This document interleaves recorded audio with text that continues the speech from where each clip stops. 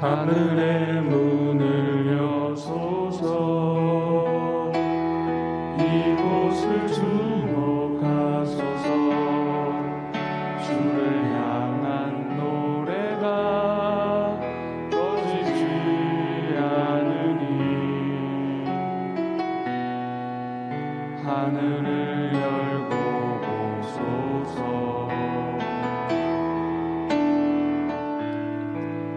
이곳에 임재하소서. 주님을 기다립니다. 기도의 향기가 하늘에 닿으니 주여 임재하여 주소서. 이곳에 오셔서 이곳에 앉으소서. 이곳에서 드리는 예배를 받으소서. 주님의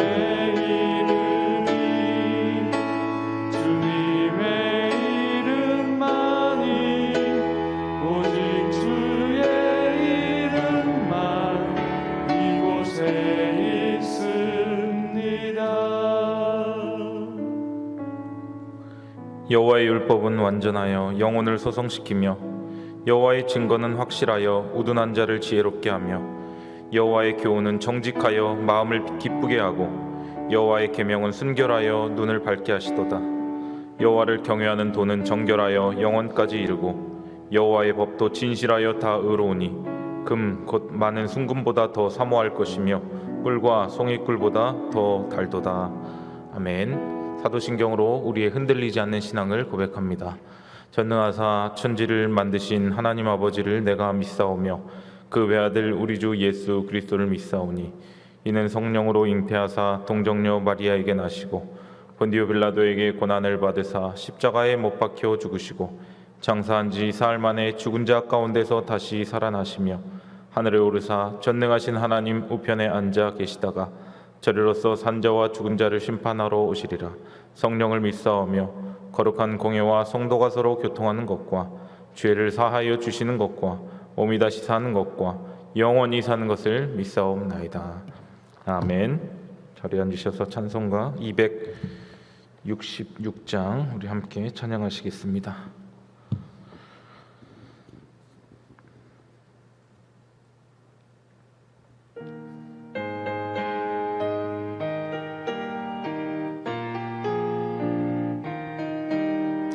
주의 피로 이룬 샘물 참 깊고 넓도다. 구원하는 그 신능력 다 찬송할지라. 찬송하세 주의 보혈 그 샘에 지금 나가 죄의 깊이 빠진 이 몸 그 피로 씻어 맑히네. 죄악 세상 이김으로 거룩한 길 가는 나의 마음 성전 삼고 주께서 계시네. 찬송하세 주의 보혈 그 샘에 지금 나가 죄의 깊이 빠진 이 몸 그 피로 씻어 맑히네. 주 예수를 깊이 아는 놀라운 그 은혜 하늘나라 즐거움이 매일 새롭도다. 찬송하세 주의 보혈 그 샘에 지금 나가 죄의 깊이 빠진 이 몸 그 피로 씻어 주께서 맑히네. 아멘. 오늘 우리에게 주신 하나님의 말씀은 어제 큐티 본문인 시편 19편 1절에서 14절까지 말씀 교독하겠습니다. 하늘이 하나님의 영광을 선포하고 궁창이 그의 손으로 하신 일을 나타내는도다. 날은 날에게 말하고 밤은 밤에게 지식을 전하니 언어도 없고 말씀도 없으며 들리는 소리도 없으나 그의 소리가 온 땅에 통하고 그의 말씀이 세상 끝까지 이르도다. 하나님이 해를 위하여 하늘에 장막을 베푸셨도다. 해는 그의 신방에서 나오는 신랑과 같고 그의 길을 달리기 기뻐하는 장사 같아서 하늘 이 끝에서 나와서 하늘 저 끝까지 운행하며 그의 열기에서 피할 자가 없도다. 여호와의 율법은 완전하여 영혼을 소성시키며 여호와의 증거는 확실하여 우둔한 자를 지혜롭게 하며 여호와의 교훈은 정직하여 마음을 기쁘게 하고 여호와의 계명은 순결하여 눈을 밝게 하시도다. 여호와를 경외하는 도는 정결하여 영혼까지 이르고 여호와의 법도 진실하여 다 의로우니 금곧 많은 순금보다 더 사모할 것이며 꿀과 송이꿀보다 더 달도다. 또 주의 종이 이것으로 경고를 받고 이것을 지킴으로 상이 크니이다. 자기 허물을 능히 깨달을 자 누구리요. 나를 숨은 허물에서 벗어나게 하소서. 또 주의 종에게 고의로 죄를 짓지 말게 하사 그 죄가 나를 주장하지 못하게 하소서. 그리하면 내가 정직하여 큰 죄가에서 벗어나겠나이다. 나의 반석이시요 나의 구속자이신 여호와여, 내 입의 말과 마음의 묵상이 주님 앞에 연락되기를 원하나이다. 아멘. 기도하시겠습니다. 좋으신 하나님 아버지, 연일 이어지는 폭염과 코로나 확산세 가운데서 우리를 주님의 날개 아래 품어주시고 지난밤 단잠에서 깨워주셔서 이 새벽 주님 앞에 나와 머리를 조아리고 예배하게 하여 주심을 감사합니다. 오늘도 은혜를 사모하며 주님 앞에 예배하는 왕성의 권속들을 주님께서 기억하여 주시고 하늘의 문을 활짝 열어주셔서 오늘을 살아갈 힘과 능력과 또 은혜를 공급하여 주시옵소서. 주님 앞에 예물 올려드린 손길 있습니다. 드린 손길 위에 하나님의 신령한 은혜와 땅의 기름진 복을 허락하여 주시고 가뭄과 같은 이 경제적으로 어려운 때에 하늘의 그 공급에 또 채워주심의 축복을 경험케 하여 주시옵소서. 이 시간 주님의 말씀을 듣습니다. 우리 듣는 귀가 복되게 하시고 이 말씀이 우리 심령 깊숙한 곳에 잘 박힌 못과 같이 새겨지게 하여 주시며 우리의 삶의 현장 가운데 30배, 60배, 100배의 좋은 열매를 맺게 하여 주시옵소서. 감사드리며 예수님의 이름으로 기도드립니다. 아멘. 시편 19편은 다윗의 찬양 시입니다. 시인 다윗은 하나님이 지으신 이 대자연과 또 하나님께서 주신 율법을 통하여서 드러나는 하나님의 영광을 마음껏 찬양하고 있습니다. 우리가 신앙생활을 하면서 계시라고 하는 단어를 많이 들어보셨을 것입니다. 기독교 신앙에서 가장 중요한 단어가 바로 계시인데요. 영어로는 리빌이라고 하고 감추어졌던 것을 드러내 보이다라고 하는 뜻을 가지고 있습니다.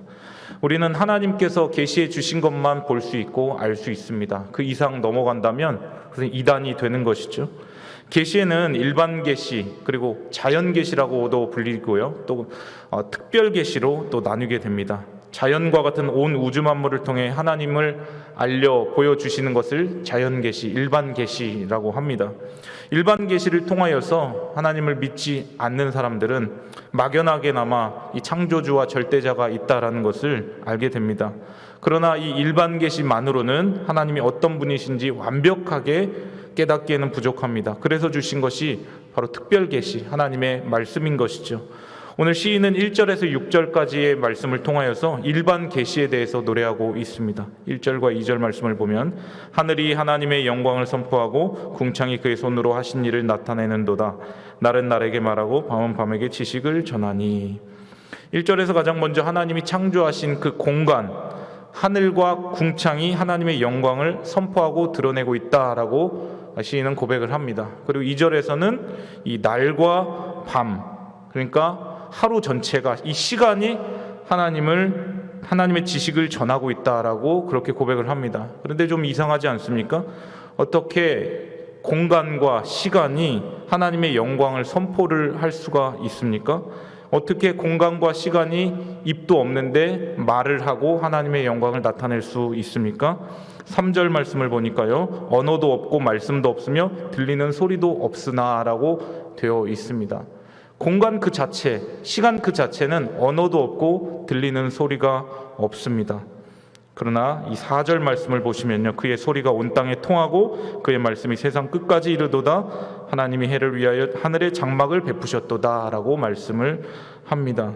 창조 세계가 전하는 하나님에 대한 계시, 그 일반 계시는 인간의 언어처럼 어떤 구체적인 소리나 말로 드러나지는 않습니다. 그러나 분명한 것은 하나님의 영광을 선포하는 그의 소리가 온 땅에 지금도 전달되고 있는 것이죠. 무슨 말입니까? 창조 세계는 그 존재 자체로 하나님의 영광을 우리에게 드러내고 알려주고 선포하고 있다라는 것입니다. 우리가 눈을 들어 이 대자연과 광활한 이 우주를 바라볼 때에 우리는 그 모든 것을 창조하신 우리 하나님 아버지의 존재와 그분의 권능과 영광을 느낄 수가 있는 것입니다. 제가 이제 고등학교 때 처음으로 그랜드 캐년이라는 곳에 갔습니다. 미국 그랜드 캐년에 갔을 때 이 대자연의 웅장함에 처음으로 압도를 당했습니다. 마치 만물이 나에게 말을 거는 것과 같았습니다. 그 웅장함에 압도당하여서 입에서 절로 찬양이 나왔습니다.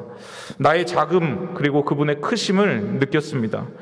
그리고 우리가 꼭 대자연이 아니더라도 어떤 그 광활한 그 광경을 보지는 않더라도 우리가 일반적으로 하루를 살아가면서 지저귀는 새소리와 또 고요하게 흐르는 그런 시냇물들을 통해서 하나님께서 이런 것들을 다 창조하셨구나. 우린 그 하나님의 창조를 우리가 느끼고 노래할 수 있다라는 것이죠. 지금도 온 자연 만물은 하나님을 드러내고 하나님을 찬양하고 있다라는 것입니다. 그래서 이제 시인은 피조물 중에서 특히 해를 예로 들어서 하나님의 영광이 얼마나 대단한지를 선포하고 있습니다. 5절과 6절 보시기를 바랍니다. 해는 그의 신방에서 나오는 신랑과 같고 그의 길을 달리기 기뻐하는 장사 같아서 하늘 이 끝에서 나와서 하늘 저 끝까지 운행하며 그의 열기에서 피할 자가 없도다. 왜 특별히 해를 꼭 집어서 시인이 그렇게 고백을 하고 있을까요? 하나님이 해를 지으시고 4절에 보면 그 하늘에 장막을 두셨다. 해를 위하여서 하늘에 장막을 두셨다라고 그렇게 표현을 하고 있는데 당시에 태양신을 숭배하던 그 문화를 시대적인 그 문화를 이제 고려를 하면 됩니다. 당시에 태양은 사람들이 태양이 절대적인 신이다라고 그렇게 믿고 있었습니다. 그러나 태양조차도 하나님이 만드신 피조물 뿐이고 하나님의 주권 아래 있음을 시인은 선포하고 있는 것입니다. 그 해가 밝게 떠올라서 하늘에서 밝게 비추면서 운행하는 모습을 통하여서 하나님의 영광이 지금도 온 세계 곳곳에 나타나고 있다라는 것이죠. 이 5대양 6대주 만방곡곡에 해가 비치지 않는 곳이 있습니까? 없습니다. 다 곳곳마다 다 해가 비치고 있습니다. 그것은 하나님께서 지금 온 우주 만물을 통치하고 계시다라고 하는 증거가 되는 것이죠. 이 전반부 시인의 노래처럼 우리는 자연 만물을 통해 하나님의 영광을 볼 수 있어야 합니다. 영의 눈이 떠지면 우리는 이 자연을 통하여서도 주님의 그 찬란한 영광을 깊이 깨달을 수가 있는 것입니다. 그러나 하늘과 우주가 아무리 하나님의 영광을 선포한다 할지라도 그것이 우리를 구원으로까지 이르게 하지는 못합니다. 우리에게 꼭 필요한 것이 있는데 바로 우리를 가르쳐서 구원으로 인도하는 하나님의 그 율법의 말씀입니다. 그래서 1절에서 이 6절까지의 말씀은 창조 세계를 통한 하나님의 일반 계시를 시인이 찬양하고 노래했다면 이제 7절에서 10절까지의 말씀은 우리를 구원으로 인도하는 특별히 이스라엘 백성들이 받았던 그 율법을 통한 하나님의 특별 계시의 완전성, 그 위대함을 노래하고 있습니다. 여기에서 시인은 율법의 이 유익을 6가지로 표현하고 있습니다. 첫 번째 7절 상반절 말씀을 보면 여호와의 율법은 완전하여 영혼을 소성시키며 라고 되어 있습니다. 여호와의 율법이 완전하다라고 합니다. 하나님의 말씀이 흠이 없는 것을 의미하고 있는 것이죠. 세상의 법이나 교훈 이런 것들이 결코 따라올 수 없는 말씀의 절대성을 가리키고 있는 것입니다. 이 완전한 하나님의 말씀이 우리의 영혼을 소성시킨다라고 하는데요. 이 소성시키다라는 뜻은 이 생명을 회복시킨다라고 하는 뜻입니다. 에스겔의 마른 뼈 무더기 위에 말씀이 대언되자 선포가 되자 이 뼈들이 완전한 회복이 일어나 큰 군대가 일어나지 않습니까? 하나님의 말씀 역시 그렇다라는 것입니다. 죽은 것과 같은 우리의 영혼을 살려서 강한 군대로 만드는 역사가 있는 것이죠. 이 절망 가운데 하나님의 생명의 말씀이 선포되면 그 영혼의 소성이 일어나게 되는 것입니다. 완전하신 하나님의 말씀으로 영혼이 소성케 되는 역사를 누리시는 우리 성도님들 되시기를 바랍니다. 두 번째 7절 하반절 말씀을 보니까요, 율법의 유익 두 번째는 여호와의 증거는 확실하여 우둔한 자를 지혜롭게 하며 라고 되어 있습니다. 여호와의 증거가 확실하다라고 했는데, 이 확실하다라는 뜻은 믿을 만한, 충실한 이런 뜻입니다. 의심할 여지 없는 가장 확실한 것이 바로 여호와의 그 율법이다, 증거다, 말씀이다. 그렇기 때문에 우둔한 자, 즉 지혜와 지식이 없어서 이리저리 방황하는 자들을 지혜롭게 해줄 수 있다라고 시인은 노래합니다. 성경은 우둔한 자를 단순한 어떤 지능의 차원에서 보지 않습니다. 우둔함과 어리석음은 마음과, 인간의 마음과 연관이 되어 있습니다. 잠언 1장 7절 말씀, 여호와를 경외하는 것이 지식의 근본이오늘 미련한 자는 지혜와 훈계를 멸시하느니라 라고 했습니다. 그러니까 미련한 자는 하나님을 경외하지 않는 자, 하나님의 말씀을 듣지 않는 자가 미련한 자, 우둔한 자가 되는 것이죠. 미련한 자는 어느 누구의 말도 듣지 않습니다. 왜 그렇습니까? 그 지능 자체가 낮아서가 아니라 그 마음이, 심령이 강팍해져 있기 때문에 그런 것입니다. 자아가 펄펄 막 끓고 있기 때문에 그런 것이죠. 그렇기 때문에 지혜와 훈계를 멸시하고 율법을 멀리하려고 합니다. 무엇이 그런데 죄성이 가득한 이 우둔한 마음을 지혜롭게 해줄 수 있습니까? 바로 여호와의 율법, 하나님의 말씀이 우리의 우둔한 마음을 지혜롭게 해줄 수 있다라고 시인은 노래합니다. 우둔하여 지혜와 훈계를 멸시하고 죄 가운데 빠져 살았던 자가 하나님의 말씀을 딱 듣고 하나님의 말씀을 통하여 겸손하며 진실하여 지혜롭게 된다라는 것이죠. 우리가 이 말씀을 가까이 하면 가까이 할수록 우리의 완악한 마음은 다 사라지고 정말 하나님께서 주시는 그 지혜로 우리에게 가득 채워지게 됨을 믿으시기를 바랍니다. 그리고 세 번째 여호와의 율법의 유익, 세 번째는 8절 상반절 말씀에 나옵니다. 여호와의 교훈은 정직하여 마음을 기쁘게 하고라고 되어 있습니다. 여호와의 교훈이 정직하다라는 말은 바르다, 곧다라는 뜻을 갖고 있습니다. 하나님의 말씀은 세상의 거짓된 교훈과는 달리 바르고 곧습니다. 그래서 인생들이 마땅히 가야 할 길로 잘 인도를 해주십니다. 율법을 잘 의지하고 율법을 묵상하고 율법을 가까이 하면 하나님의 백성을, 하나님의 말씀이 의로운 삶으로 인도하기 때문에 하나님의 말씀을 받고 살아가는 사람에게 주어지는 결과가 무엇입니까? 바로 기쁨인 것입니다. 기쁨. 우리 안에 기쁨이 사라졌다면 한번 돌아보시기를 바랍니다. 내 안에 말씀이 있는가? 나는 말씀이 이끌리는 삶을 살아가고 있는가? 세상의 흐름과 문화와 가치관에 이끌려 살아가고 있는가? 분명한 것은 하나님의 말씀이 우리를 붙들고 이끌고 가고 있다면 자연스럽게 나오는 것이 바로 기쁨입니다. 우리 안에 기쁨이 샘솟게 되시기를 바랍니다. 자, 그리고 네 번째는요, 8절 하반절에 나옵니다. 여호와의 계명은 순결하여 눈을 밝게 하시도다. 여호와의 계명이 순결하다라는 것은 말씀이 거짓된 것이나 그릇된 것이 없이 아주 깨끗하다라는 뜻입니다. 하나님의 계명 그 자체가 깨끗하기 때문에 계명을 지키는 자에게는 의로운 것이 무엇인지, 악한 것이 무엇인지 분명히 알 수 있도록 우리의 눈을 밝게 해 줍니다. 우리의 영의 눈이 어두워져서 무엇이 옳은지 무엇이 그른지 우리는 참 판단력을 잃어버릴 때가 많지 않습니까? 그러나 여호와의 계명을 가까이 할 때에 그 계명 자체가 순결하기 때문에 무엇이 옳은지 무엇이 그른지를 분명하게 우리의 눈을 떠서 알게 해준다라는 것입니다. 다섯 번째 9절 상반절 말씀에 있는 것처럼 여호와를 경외하는 도는 정결하여 영원까지 이르고, 여기서 특별히 정결이라고 하는 단어는요, 불순물이 섞이지 않은 순수함을 뜻합니다.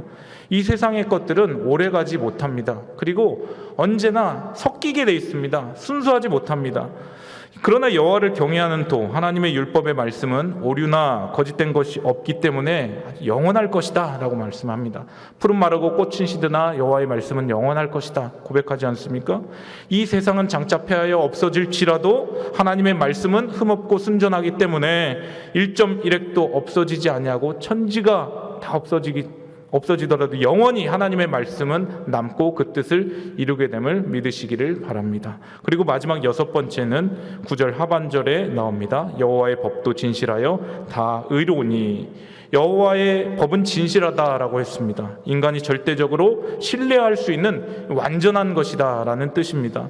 그것이 다 의롭다라고 하는 것은 내용에 있어서도 의롭고 우리를 구원으로 인도하는 측면에 있어서 그 과정에 있어서도 의롭다라는 것입니다. 이와 같이 6가지로 묘사된 이 율법을 통한 하나님의 특별 계시에는 하나님의 성품이 담겨 있습니다. 그렇기 때문에 우리가 율법을 지키고 순종하는 자는 결국에 하나님을 닮아가게 되는 것입니다. 왜요? 여기에 하나님의 성품이 담겨 있기 때문에 그런 것이죠.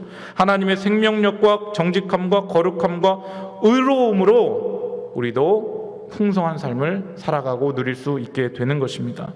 이렇게 6가지의 영향력 있는 우리에게 유익한 하나님의 말씀을 우리는 어떻게 대해야 합니까? 우리 각 가정에서도 10절 말씀을 함께 읽어보도록 하겠습니다. 시작. 금 곧 많은 순금보다 더 사모할 것이며 꿀과 송이꿀보다 더 달도다. 이 말씀을 금 곧 많은 순금보다 더 사모하라 라고 말씀을 합니다. 그 말씀을 최고의 가치로 두라라는 것이죠. 그 말씀을 사모하기 때문에, 사랑하기 때문에 주야로 묵상하는 것입니다.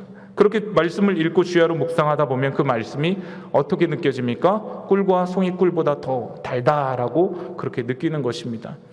저는 이 성경 말씀을 가까이 하면서 읽는 분들, 이 간증들을 들어보면 하나같이 하시는 동일한 그 고백이 있습니다. 무엇입니까?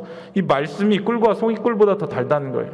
어렸을 땐 그게 참 이해가 안 됐습니다. 어떻게 말씀을 먹는 게 아닌데 뭐 꿀과 송이꿀보다 더 달다고 하는가, 좀 이해가 안 됐는데 말씀을 읽고 또 읽으면서도 정말 그 하나님의 그 말씀이 정말 단맛이 난다, 꿀보다 더 달다라는 것을 조금 느낄 수가 있습니다.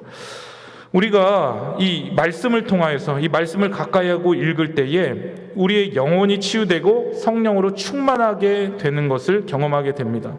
이런 경험을 날마다 이 통질과 또 퀴즈를 통해서 경험할 수 있는 성도들 되시기를 바랍니다. 이제 11절에서 시인은 송이꿀보다 더 단 말씀으로 자신은 경고를 받는다라고 고백을 합니다. 11절 말씀을 보니까 또 주의 종이 이것으로 경고를 받고 이것을 지킴으로 상이 크니다라고 고백을 합니다. 여기서 경고라고 번역된 히브리 단어에는 여러 가지 의미가 있는데요. 말 그대로 경고하다, 훈계하다라는 의미도 있고 가르쳐주다, 비추어주다라는 의미도 있습니다. 그런데 이 뒷부분이 조금 더 무게가 있습니다. 가르쳐주다, 비추어주다. 어찌됐든 그 모든 기능이 무엇입니까? 이 율법, 말씀의 목적이 우리를 벌하시는 것이 아니라 우리를 보호하고 우리에게 상 주시기 위함입니다. 여기서 우리는 우리를 향한 창조주 하나님의 사랑과 은혜와 자비를 느낄 수 있는 것이죠. 우리가 하나님의 말씀에 귀를 기울이고 순종하기만 한다면 무엇이 예비되어 있습니까? 상이 크니이다. 이것을 지킴으로 상이 크니이다 라고 고백된 것처럼 우리가 하나님의 말씀을 가까이 하고 그 말씀을 지켜 행할 때 하나님께서 우리에게 상 주실 것을 믿으시기를 바랍니다.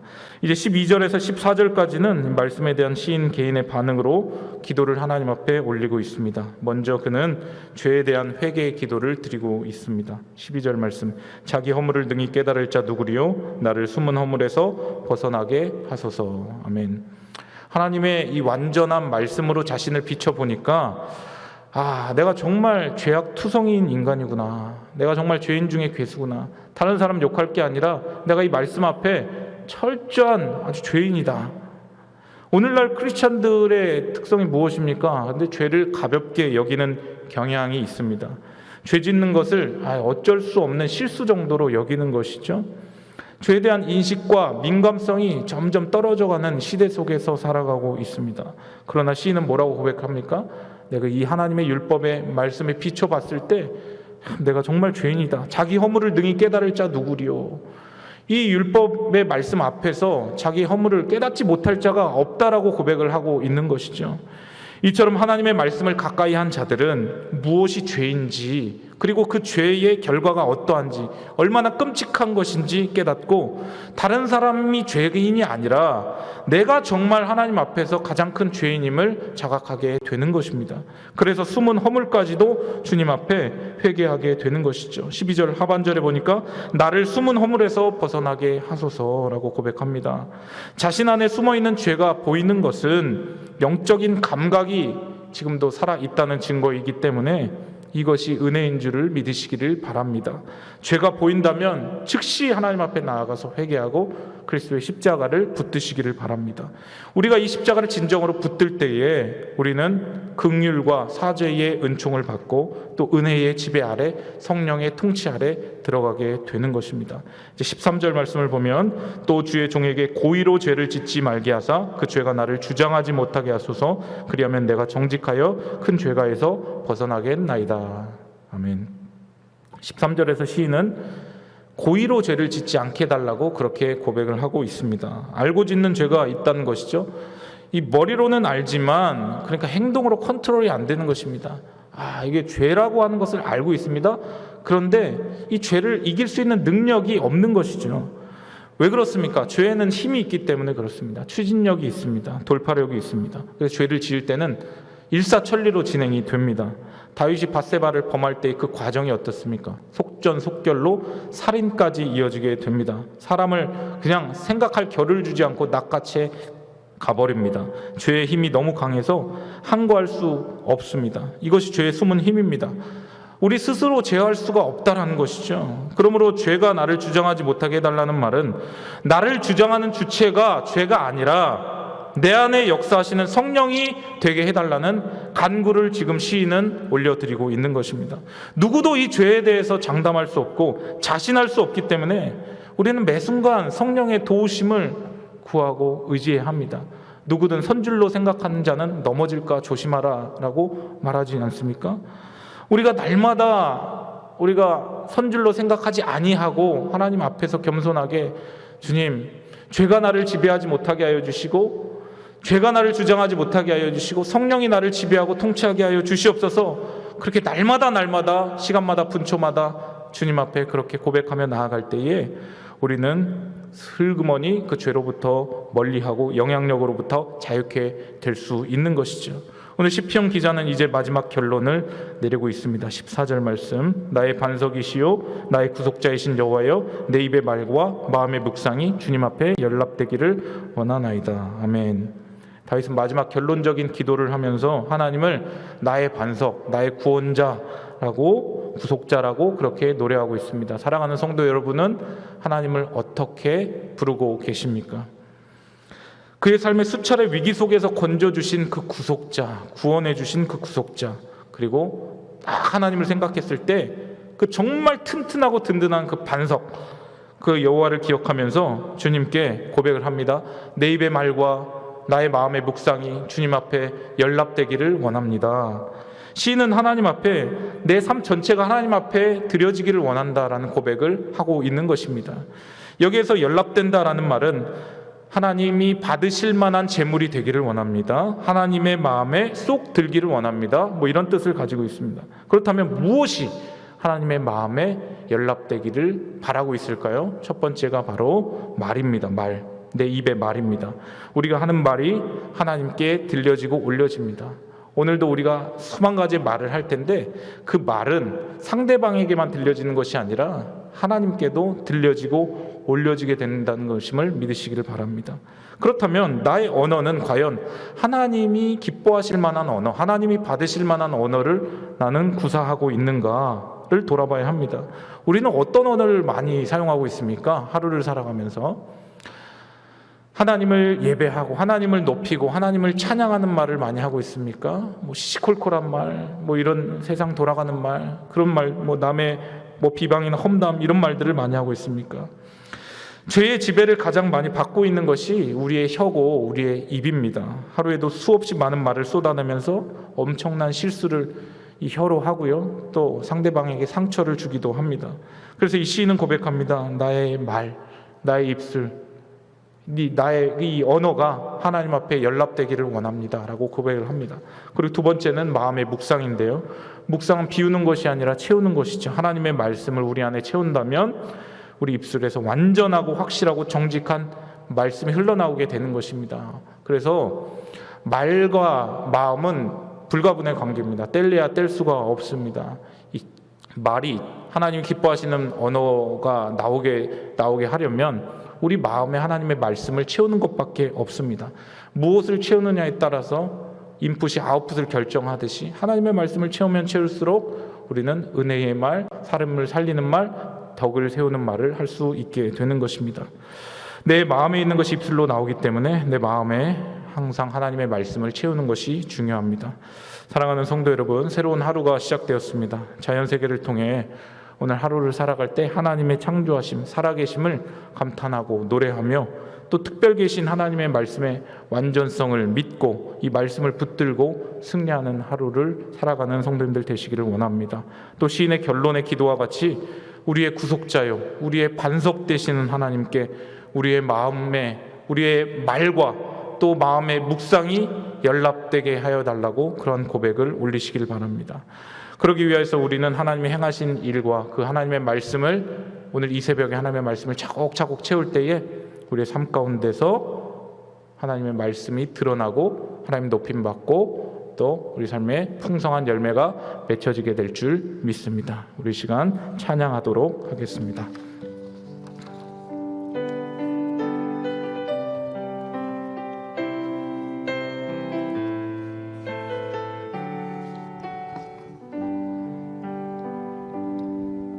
주가 보이신 생명의 길, 나 주님과 함께 상한 마음을 들이며 주님 앞에 나가리.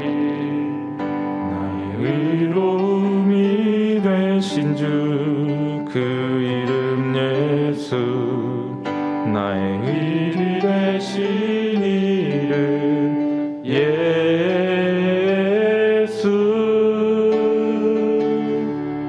나의 길 오직 그가 시나니 나를 단련하신 후에 내가 정금같이